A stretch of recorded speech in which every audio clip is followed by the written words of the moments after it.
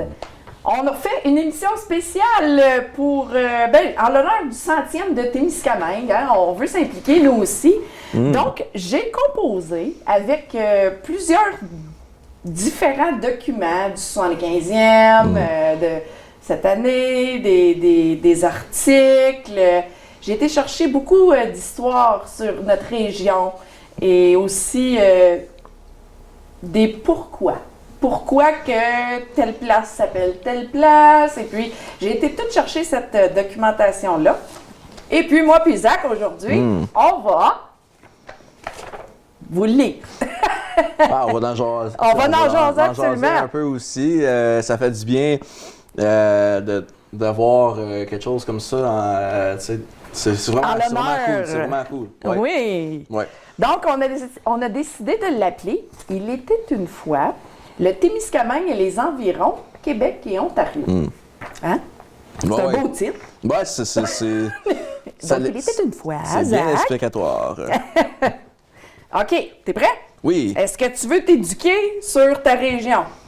Sur la région, sur tout ce que j'ai écrit, là. La région, je ne la connais pas autant, mais... Tu vas en connaître beaucoup, là. Témiscamingue, quand j'étais plus petit, mon grand-père, beaucoup...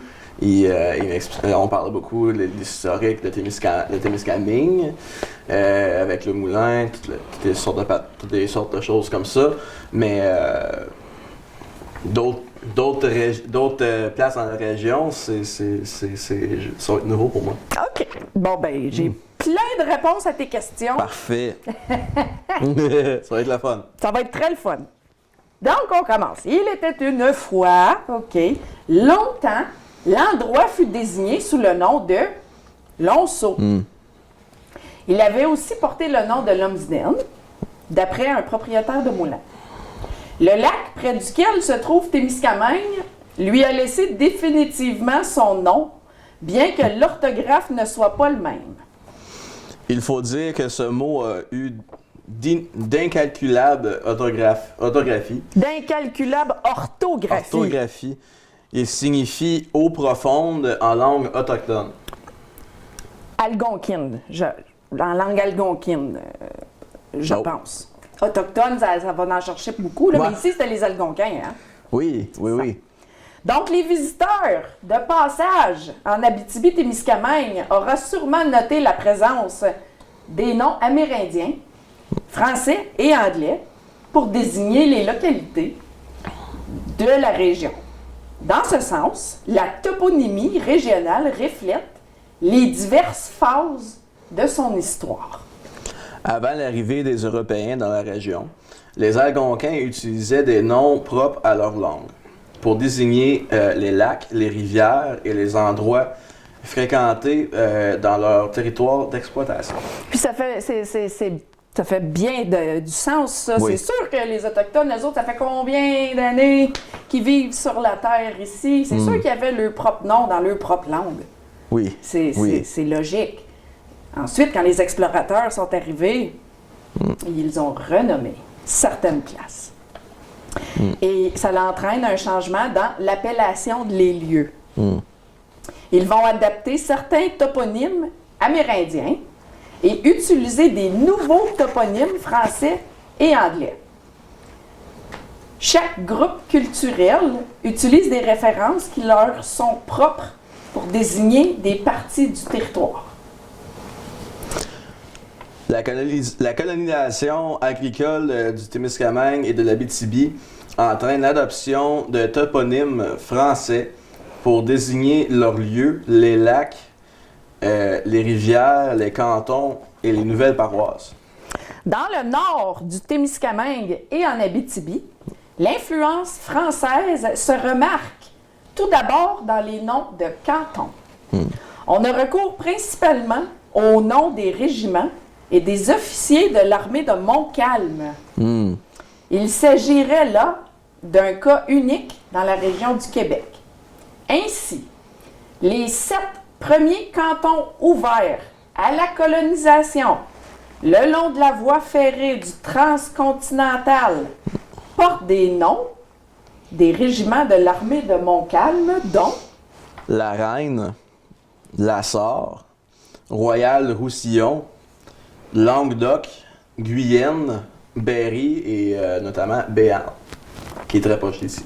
Oui, absolument, Saint-Placide de Béarn. Les cantons situés autour de ceux-là portent les noms des officiers de ces régiments.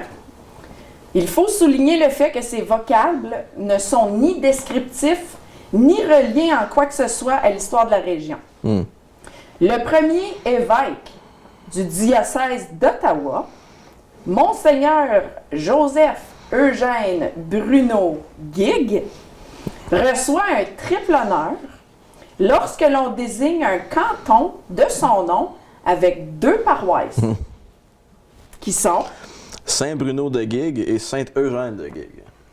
C'était le même gars. Il était populaire, le C'était le bonhomme. même gars. Il était très populaire, le bonhomme. Oui, 2 paroisses, 2 villages. Ouais. Toutefois, plusieurs de ces noms religieux remplacent des noms à consonance plus poétiques, tels que Ville-Marie au lieu de l'Abbé des Pères. Notre-Dame-du-Nord au lieu que la Tête du Lac. au lieu de la Tête du Lac. Donc, 3 grandes étapes du développement du Bas-Témiscamingue. La traite de fourrure et étape des missionnaires de 1685 à 1880. Le développement forestier à partir de 1850. Et la colonisation et agriculture de 1880 à 1930. Puis, si je peux ajouter, tu sais, c'est bizarre de voir, tu sais, nous autres, notre ville a juste que 100 ans, mais il y a du trafic dans notre région depuis 1685. Donc, c'est beaucoup... la colonisation a été beaucoup plus tard, mais le traitement, puis les missionnaires... Oui, les Autochtones. Les Autochtones aussi occupaient le territoire, mais d'avoir des Français bien avant l'arrivée. Bien avant l'arrivée des Européens, oui. Des Européens. Bien, on peut donner une récapitulation, justement, de les faits, exact. Les dates. Donc, on commence avec... 1839. En 1839, la chapelle construite en bio sous la direction d'un missionnaire. Dans les premiers temps de la colonisation, les trappeurs et les commerçants de fourrure qui se dirigeaient vers le nord de la rivière Ottawa établissaient leur campement à l'endroit où se trouve aujourd'hui Témiscamingue.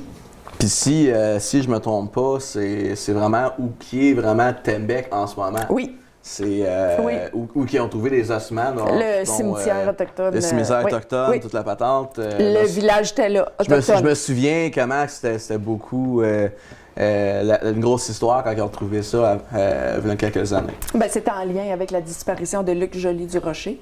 Oui. Ils cherchaient pour Luc et puis finalement les recherches ont été terminées justement parce que ils ont trouvé les ossements d'un vieux cimetière autochtone. Oui. Puis c'est ça, il y avait une église là-dessus aussi, toute la patente. Donc c'est juste une preuve de plus qu'il y avait beaucoup d'habitations ici dans le coin, même dans le temps. Donc, 1878, la Société de colonisation fait construire un bateau à vapeur qui doit desservir tous les postes autour du lac Témiscamingue. Oui. Il est gros le lac, là. Puis, il est gros le lac. Il est énorme. Il part d'ici, puis il arrête à Notre-Dame-du-Nord. Oui. C'est long, là. Ben oui, c'est long. OK, on continue. 1880. Donc, vers cette année, un début de colonisation commence, pratiquement sans l'aide du gouvernement. Oh, wow. Lorsque le frère Leblanc arrive avec quelques colons sur le bord du lac Témiscamingue. Puis ça continue en 1884. Le père Laverlochère arrive de la Chine, et non pas de China. La Chine, proche de Montréal. Pour s'installer à la cure paroissiale. Alec Lumsden construit un camp. À l'automne 1888, il possédera un petit moulin où seront installées les machines achetées du moulin de Robert Porthouse au lac Miles. C'est ainsi que l'ancêtre de la plus grande usine de pâtes chimiques d'Amérique verra le jour. Puis c'est ça, M. Lumsden aussi est très sous-estimé comme un des fondateurs, justement, tu sais, qui a bâti des rues. Oui. Tu sais, la rue principale, c'est vraiment la rue principale qu'il y avait dans ces temps-là. Puis c'est vraiment impressionnant comment c'est allé d'une rue principale dans une côte, dans le moulin, puis tu sais que tout a été bâti à travers de ça. C'est le grand-père de Témiscamingue. Absolument, le grand-père de Témiscamingue. Monsieur Lumsden. Donc, en 1886, Monsieur David Fleury construit une hôtellerie à Olonceau. En 1888, le tramway de la montagne complète son 38e mille de voies ferrées entre Mattawa et Témiscamingue. Hey, ça, c'est en 1888. Puis ça, il y avait déjà eu, 38 000 de voies ferrées entre Mattawa et Témiscamingue. Puis ça, c'est une traque de train et de tramway aussi qui est encore convoité aujourd'hui entre Tembec. Il existe encore. Il existe encore. C'est utilisé encore, même à l'instant qu'on se parle. Ça, c'est cool. Hein? C'est vraiment cool. J'ai des frissons, honnêtement. Moi, j'adore l'histoire. Hein. Ah oui, moi aussi. Oui. On continue. Oui. Donc, en 1892, on se rapproche... un petit peu plus de notre décennie. Un peu plus de notre décennie, exactement. La première église de mission de Pembroke, au Témiscamingue, se trouvait sur le site où furent montés les chantiers de l'usine Kippawa. Donc, la mission de Pembroke, on est encore sous ce diocèse-là. Oui. À ce jour. À ce jour et depuis 1888. Oui, exactement. Donc, 1918. Une compagnie de pulpe s'installe en permanence, ce qui donne un essor considérable à cette ville, d'abord incorporée en 1914 sous le nom de Kippawa. Mot qui veut dire sans issue et qui change en 1921 pour le nom de Témiscamingue. Qui fête ses 100 ans cette année. Qu'est-ce qui est drôle pour un village qui a été bâti puis qui ont dit ça ne durera pas plus que 25 ans. 75 ans plus tard de ces 25 ans-là, tout le monde est encore ici. T'es encore là, puis on n'est pas prêt de partir. Non plus. Les eaux du Témiscamingue contenant trop de glaise pour fournir proprement les moulins à scie de l'usine de pâte et papier. Donc, on choisissait alors le ruisseau Gordon, venant de Kippawa, les eaux étant très pures et pouvant fournir 10 000 gallons d'eau par jour au moulin. Ça perlit popette. C'est beaucoup d'eau. 10 000 gallons par jour? Oui. 70 000 gallons par semaine? C'est beaucoup. C'est beaucoup, puis à part ça, c'est à partir des chutes, toute la patente. Les très belles du magnifique ruisseau qu'on voit qu'on passe à chaque fois. Qu'on passe à chaque jour, c'est ça? Oui, exactement. J'ai un petit fait pour toi. J'ai un petit fait le fun pour vous. Saviez-vous qu'à Fugerville, pendant la grippe espagnole de 1918, pas le COVID, là, la grippe espagnole de 1918, il n'y a eu aucune mortalité. Oh, wow! Personne n'est décédé de la grippe espagnole à Fugerville, grâce, disait-on, à une promesse du curé Fugère de planter une croix sur la montagne, ce qu'il fit. C'est une grosse promesse. Mais oublions pas que la mentalité, la religion dans le temps, comment c'était pesant, fort, c'était the way of life, hein? C'était comme ça. Mais ça, 1918, c'est drôle comment. Mais c'est la grippe espagnole. Si on parle de la grippe espagnole. 100 ans plus tard, on a la COVID. La dernière grosse pandémie. Oui, mondiale qu'il y avait eu. Mondiale, exactement. Et maintenant, on est en COVID-19 100 ans plus tard de Témiscamingue. Oui, mais personne n'est décédé de la grippe espagnole Exactement. à Fugerville. Exactement. Et il croyait fortement que c'était Oui. grâce au curé Fugère, à cause qu'il avait planté une croix sur la montagne. Ah, c'est sûr. Donc, en 1930, l'installation de la compagnie CIP. 1930. 1936, des chemins de terre, les premiers chemins de terre, communiquent avec l'Aniel et les autres paroisses. Là, plus besoin d'y aller en bateau ou en train, là. Non. Là, tu peux y aller en calèche. Puis ça, c'était à partir de la rue Thorne. Tu sais, la route 101, c'est La vieille, oui. La vieille route 101. C'est le bout de l'avenue à partir Thorne. de l'avenue Thorne. Oui. Que tu sais, on peut aller arriver à Temkin avec ce Au lac route-là, Gordon. Au lac Gordon. C'était vraiment le premier chemin. Moi, je m'en souviens, mon grand-père me contait tout le temps. Ah, moi, la première fois qu'on est allé à Ville-Marie avec ta grand-mère, c'était par là qu'on avait passé. Hey. Puis les chemins étaient tapés, mais c'était pas le plus beau. Là. Ben non, c'est ça. Exactement. Et puis, moi, je sais que d'après l'histoire familiale des Lalonde, Monsieur Aurel Lalonde, Monsieur Barbe, puis Monsieur Plante, ils auraient bâti leur maison en même temps, mais ils étaient comme au bout du chemin, là. C'était le bout du chemin, là. Il n'y avait pas d'autres maisons passées ça. Ouais.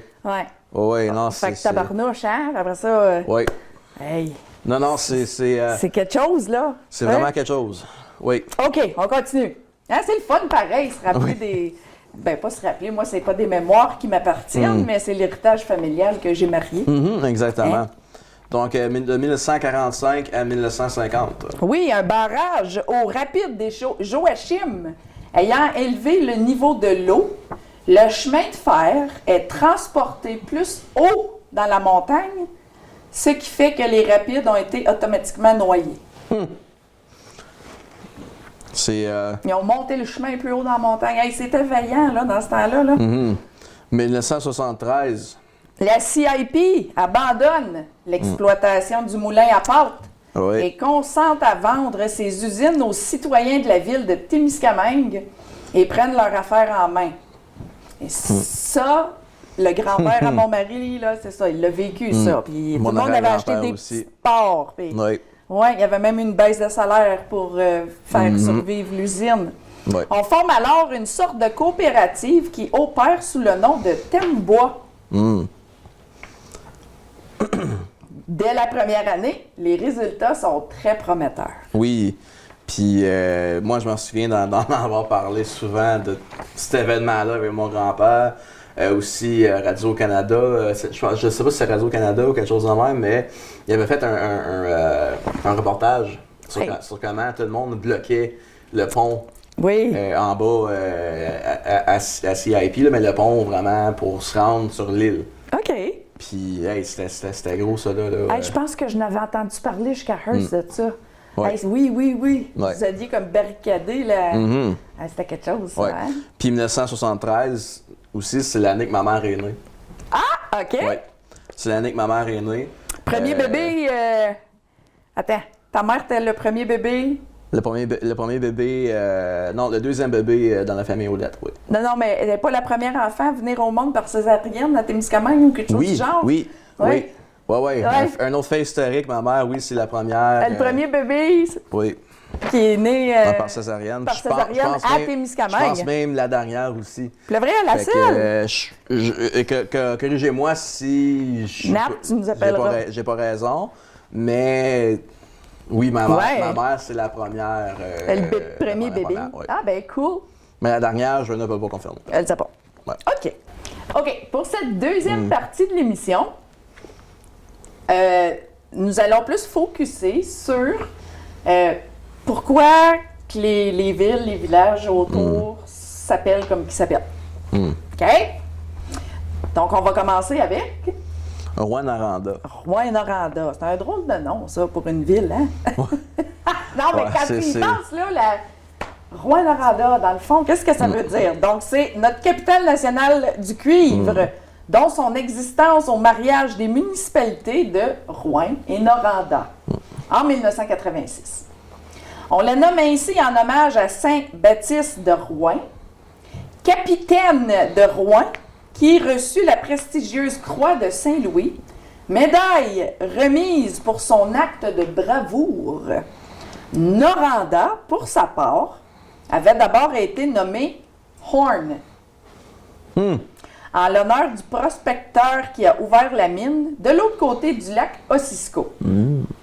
On change ensuite son nom en s'inspirant de la contraction des mots Nord et Canada, qui, à l'origine, devait prendre la forme de Nord-Cana.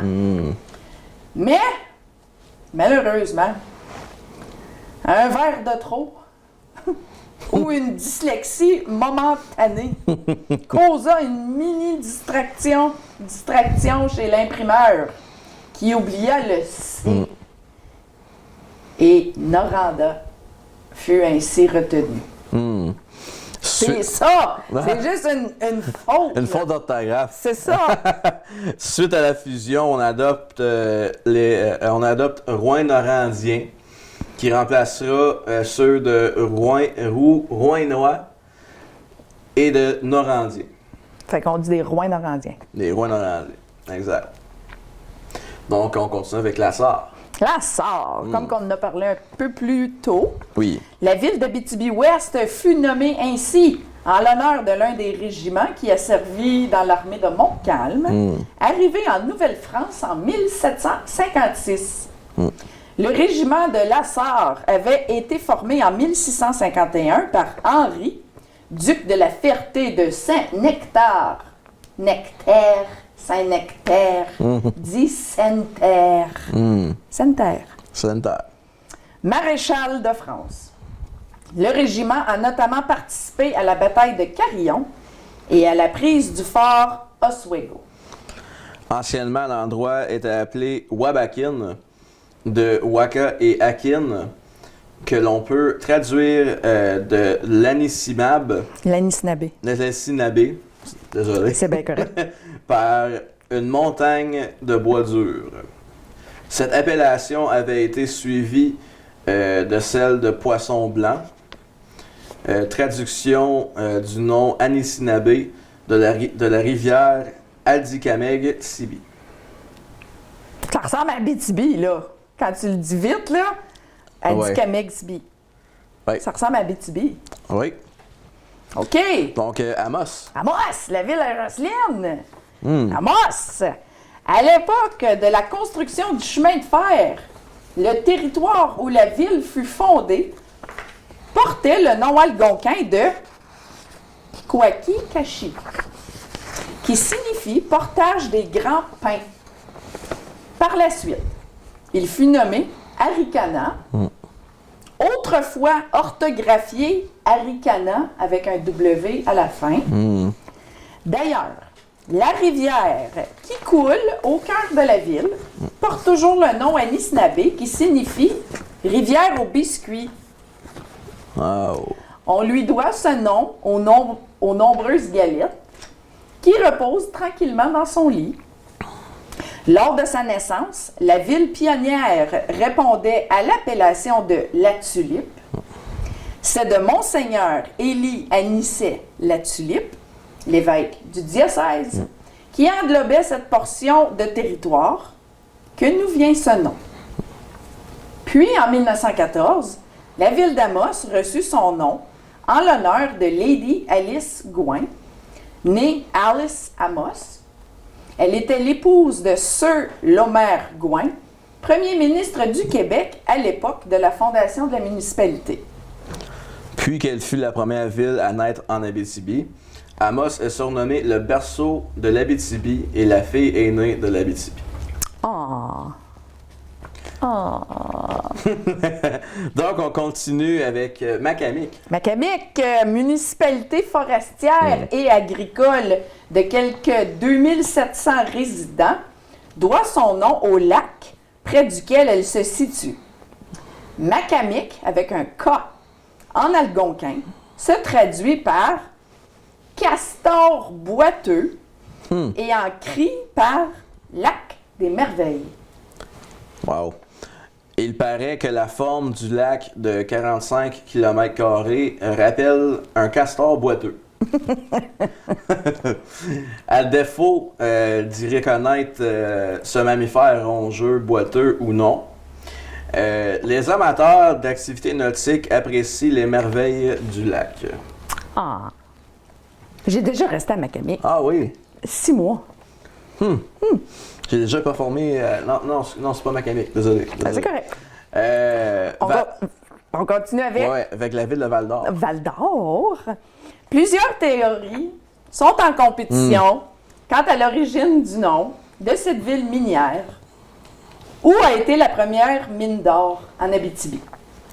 Apparemment, l'appellation Vallée d'Or aurait été utilisée avant celle de Val-d'Or, pour laquelle l'apostrophe aurait été proposée un peu plus tard par un citoyen. Une théorie nous vient d'une petite île près de Cap de la Madeleine, l'île Val-d'Or, dont les petites plages de sable fin et doré ont donné l'idée du nom. La ville aurait été nommée ainsi par la suite. Selon une autre hypothèse, ce serait en raison d'une compagnie de tabac qui fabriquait et distribuait les cigarettes et le tabac Val-d'Or. Il faut savoir aussi qu'en 1935, la région était déjà surnommée la Vallée de l'Or, une appellation qui fut retenue pour identifier leur MRC. L'explication la plus simple et la plus plausible demeure la forte présence de l'or dans le sous-sol val-d'orien. Un autre fait intéressant, le nom qui était donné au territoire avant qu'il soit nommé ainsi est Kapikitapikak, qui veut dire plateau avec une roche qui dépasse, dans la langue autochtone Anishinaabe. Ah oui. Les deux pages étaient collées ensemble. Désolé, mesdames et messieurs. Donc, on poursuit avec notre voisin, l'au bord de la rivière, Thorne, Ontario. Oui, situé dans le district de Nipissing, les premiers résidents de l'endroit, au cours des années 1870, c'était des bûcherons. Vers 1948, la compagnie CIP au Québec fait face à une pénurie de l'eau en terre québécoise pour loger leurs employés. La compagnie a donc entrepris l'installation des familles du côté ontarien de la rivière des Outaouais. Le nom de Thorne fut donné à cette nouvelle ville de compagnie. Il s'agit du nom de famille de C.B. Thorne, un ingénieur d'origine norvégienne, qui était en poste à la papetière Riordan Pulp and Paper Co. Entre 1917 et 1920. Un beau fait intéressant. Un autre petit fait intéressant. Donc, on continue ensuite avec Mattawa. Située encore dans le district de Nipissing, la ville de Mattawa a un passé très, très riche en histoire. L'endroit était originalement habité par les Autochtones qui utilisaient la rivière Mattawa comme voie de transport depuis des centaines d'années. Son nom amérindien signifie « là où les eaux se rencontrent ». Puisque Mattawa est situé au confluent de deux rivières importantes, la rivière des Outaouais et la rivière Mattawa.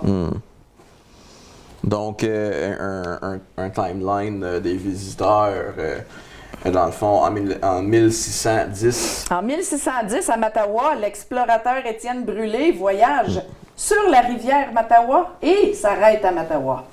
En 1615, puis celui-là, il est vraiment intéressant. Ben oui, Samuel de Champlain voyage aussi sur la rivière de Mattawa et s'arrête à cet endroit, donc il y a 5 ans. Étienne Brûlé est arrivé et puis Samuel de Champlain est arrivé. Samuel de Champlain. Puis après ça, il a perdu sa pipe à l'île aux allumettes, là, où c'est que le petit notre prêtre, là, Justin, frère Justin, il vient d'eux. Il nous disait que Samuel de Champlain, il avait perdu sa pipe. Ah oui. Oui, il vient de l'île aux Calumet, c'est comme ça que ça s'appelle? Oui. OK. Fait qu'il avait passé par là-bas, puis là, il est arrivé ici, puis... C'est pour ça que l'endroit s'appelle comme ça à cause de ça. C'est intéressant. Vraiment. Fait que Samuel de Champlain n'était pas juste un voyageur Il fumait à la noble, pipe. il fumait à la pipe aussi. Il fumait toute la pipe dans le temps. Les capitaines. Puis il l'échappait aussi. Il l'échappait aussi. Mais tous les capitaines avaient des pipes. Ça partait de la France et ça venait, il devait avoir quelqu'un. Le stéréotypique Capitaine Haddock aussi, tu sais. Capitaine Crochet. Ouais, c'est ça, exactement. Ils ont toutes des pipes. Ils ont toutes des pipes. En 1784. La Compagnie du Nord-Ouest établit un poste à Mattawa. En 1838. La Compagnie La Baie du Son ouvre un poste de traite nommé Mattawa House. C'est big ça pour Mattawa parce que la compagnie La Baie du Son, c'était la compagnie. Là. C'est eux autres qui géraient tout le fur trade, toute la patente. En 1884. 1884, Mattawa obtient le statut de municipalité. Oui. Ensuite, on continue avec la ville de Latchford. L'histoire de Latchford dans le district du Témiscamingue remonte aux Premières Nations et aux explorateurs. La première colonie permanente fut établie en 1888 lorsque la compagnie de la baie du Tson y a installé un poste de traite de fourrure. Le village fut nommé pour Francis R. Latchford, né à Aylmer, Québec. Il était un avocat élu à l'Assemblée législative de l'Ontario en 1899. Il fut commissaire aux travaux publics et procureur général de l'Ontario.